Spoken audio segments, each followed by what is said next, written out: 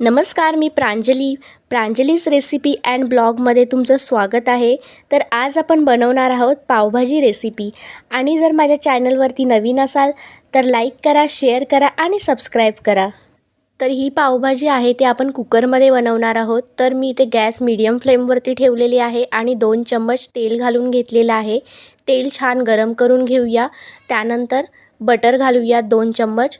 Butter जास्तच घालायचं आहे, त्यानी टेस्ट खूप छान येते पावभाजीला।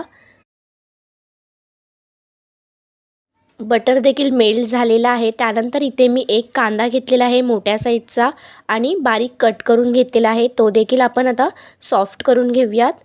मिक्स करून घ्यायचा आहे कांद्याला देखील। त्यानंतर आता आपण इथे पेस्ट करून घेऊयात। एक मिरची घेतलेली आहे आणि लसूण घेतलेले आहेत 7 ते 8 आणि एक आळ्याचा तुकडा घेतलेला आहे। त्याची छान आपण पेस्ट करून घेऊयात। ही पेस्ट आहे ती नक्की पावभाजीमध्ये ॲड करा, अजिबात स्किप करू नका। खूप छान पेस्टने पावभाजीला टेस्ट येते। आणि इथे आपण मिक्सरला लावून घेतलेला आहे। बघू शकता पेस्ट आपली तयार झालेली आहे आणि आपला कांदा देखील सॉफ्ट झालेला आहे। तर आता आपण 1 चम्मच पेस्ट घालून घेऊयात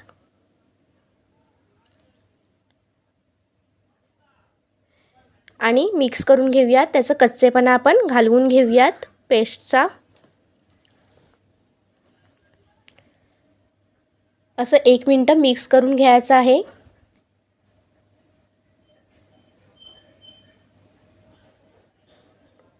आणि आता 1 वाटी शिमला मिरची घेतलेली आहे। इथे मी 1 शिमला मिरची घेतलेली आहे आणि मीडियम साईजमध्ये कट करून घेतलेली आहे। ह्याच्यापेक्षा अजून मोठी कट करू नका, कारण स्मॅश करायला खूप टाइम लागेल। आणि आता आपण पहिली शिमला मिरची घातलेली आहे, कारण सॉफ्ट होईल पहिली शिमला मिरची घातल्याने। त्यानंतर आपण बाकीच्या भाज्या घालून घेऊयात। आणि इथे मी 3 टमाटर घेतलेले आहेत, मीडियम साईजचे लाल टमाटर घेतलेले आहेत। आणि टमाटर जरा जास्तच घ्यायचे आहेत, कारण पावभाजीला चांगला असं थिकनेसपणा येतो आणि टेस्ट देखील मस्त छान अशी टेस्ट येते। आणि टोमॅटो देखील आपण आता सॉफ्ट करून घेऊया 2 मिनिटं।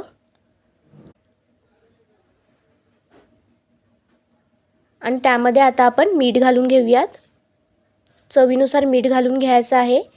त्यानंतर इथे काश्मीरी लाल मिरची पावडर घेतलेली आहे 1 चम्मच आणि अर्धा चम्मच हळद घेतलेली आहे। मिक्स करून घेऊयात।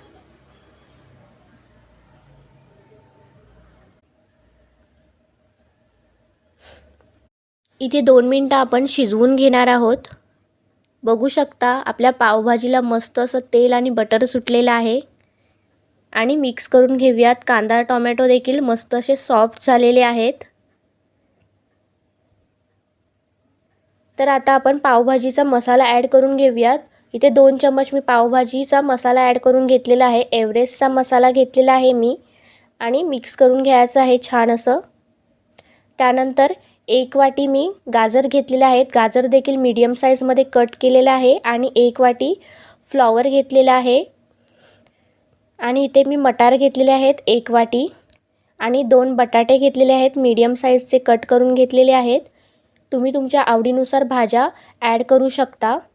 आणि इथे अर्धा बीट घेतलेला आहे मी, बीट इथे किसून घेतलेला आहे आणि बीट नक्की किसून टाका, त्याने पावभाजीला स्मॅश करायला अजिबात टाइम लागत नाही।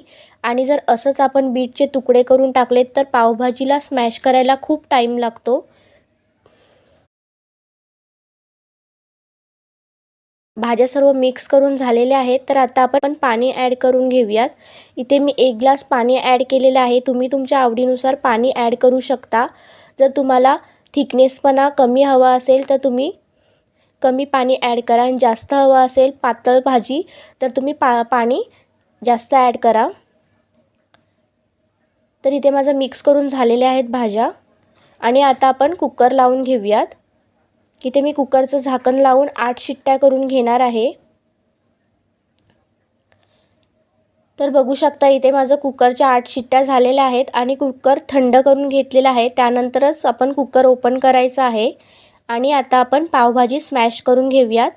इथे माझ्याकडे पावभाजीचा स्मॅशर आहे, त्याने मी पावभाजी स्मॅश करून घेणार आहे।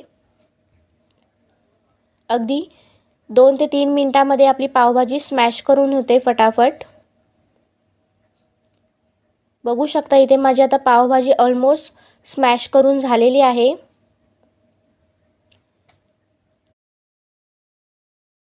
तर ही आता आपण पावभाजी गॅसवरती ठेवूयात.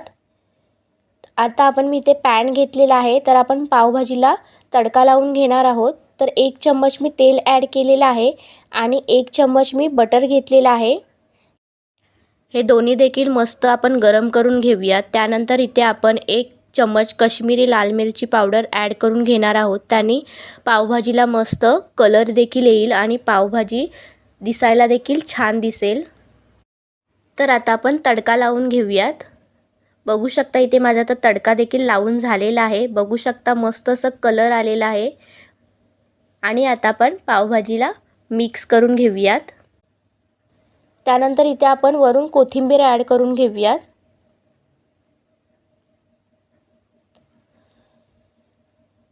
आणि मिक्स करून घेऊयात.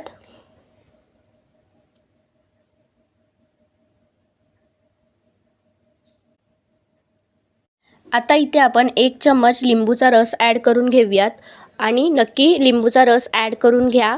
पावभाजीला खूप मस्त आणि छान टेस्ट येते. आणि मिक्स करून घेऊयात. तर आता आपली मस्त अशी पावभाजी तयार झालेली आहे. तर आता आपण त्याच पॅनमध्ये 1 चम्मच बटर ॲड करणार आहोत आणि पावभाजी ॲड करणार आहोत आणि पाव आपण शेकवून घेणार आहोत. इथे मी थोडीशी पावभाजी ॲड केलेली आहे आणि छान गरम करून घेऊयात आणि पाव आपण शेकवून घेऊयात. अगदी रेस्टॉरंट स्टाईलमध्ये आपली ही पावभाजी तयार झालेली आहे. अशा पद्धतीने पाव शेकवून घेऊयात आणि वरून देखील बटर लावून घेऊयात. तुम्हाला जर ही रेसिपीची व्हिडिओ आवडली असेल तर लाईक करा, शेअर करा आणि सबस्क्राईब करा आणि बेल आयकनला प्रेस करायला विसरू नका, जेणेकरून माझ्या रेसिपीचे नवनवीन व्हिडिओ तुमच्याकडे येत राहतील. आणि प्लीज सबस्क्राईब करा. Thank you for watching.